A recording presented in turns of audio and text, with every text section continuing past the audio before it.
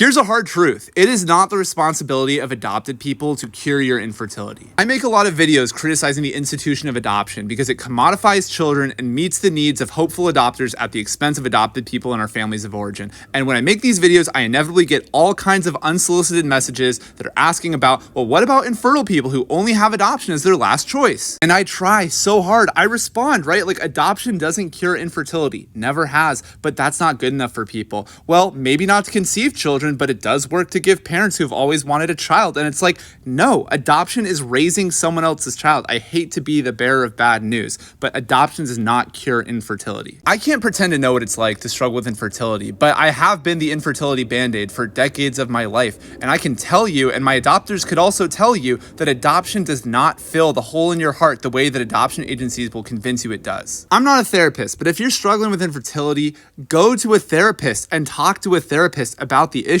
Don't buy a child hoping that's going to solve the problem. I think that's pretty intuitive, but a lot of people just can't get that through their heads. And I think it's sad because adopted people are often a square peg in a round hole. I wish I was a round peg. I wish I could have filled the hole, but I didn't fill the hole. A lot of adopted people don't fill the hole. And unfortunately, that unresolved infertility grief often gets directed at the adopted people for not solving the problem adoption agencies promised adoption would solve.